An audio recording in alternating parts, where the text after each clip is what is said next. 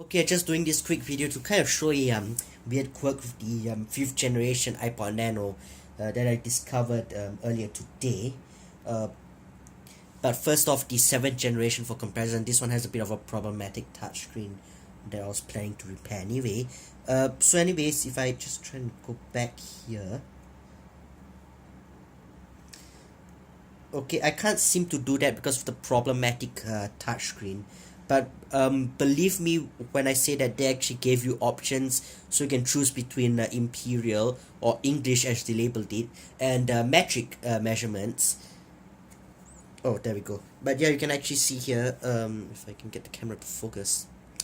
Yeah, I can't really focus because due to the problematic touchscreen, this thing is stuck on full brightness. But yeah, there's units of measure. It's a set metric distance is kilometers. So that's that. Then now going on to the 5th generation here, I actually have two blue 8GB. I believe was purchased in the US. Black 16GB, which I believe was purchased in Singapore. So the model numbers internally are different, but on the back, the 8GB has a model number of A1320. Oh, wait, no, actually both of them do. Yeah. So now, so what you want to do is to go into extras, then fitness, and then go down to the settings, and then they'll note that there's no option to set the units. So instead, just click on weight, and as you can see, they ask for it in different units. So the US one asks for it in pounds, and the local one asks for it in kilograms, and it has the secondary measurements here. So that's interesting. So I just noticed this is not correct, so I'll just change that. So as you can see, they're pretty close.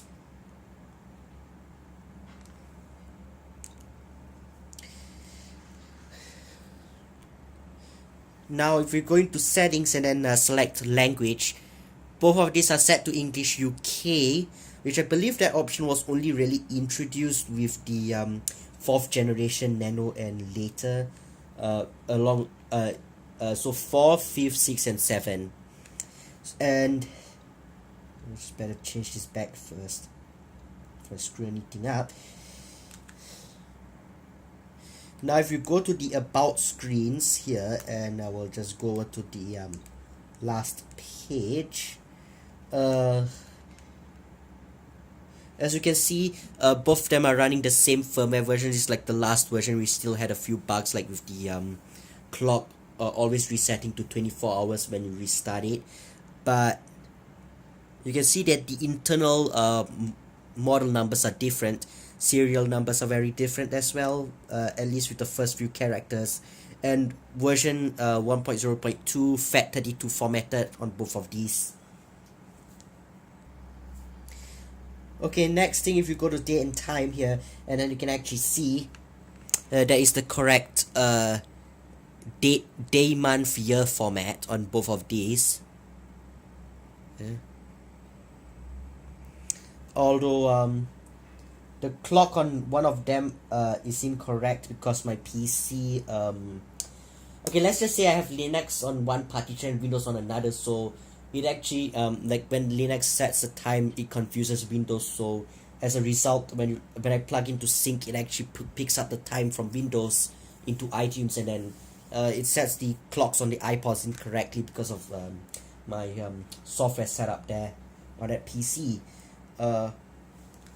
And then now if I go into the date and time settings on both of these, you can see that the iPod Nano 3rd generation follows the month day year format, which is what is used in the US.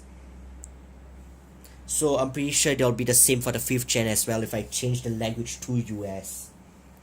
And just to prove that this is not a regional thing, I don't have another 3rd generation Nano, but what I do have is a 6th generation iPod Classic.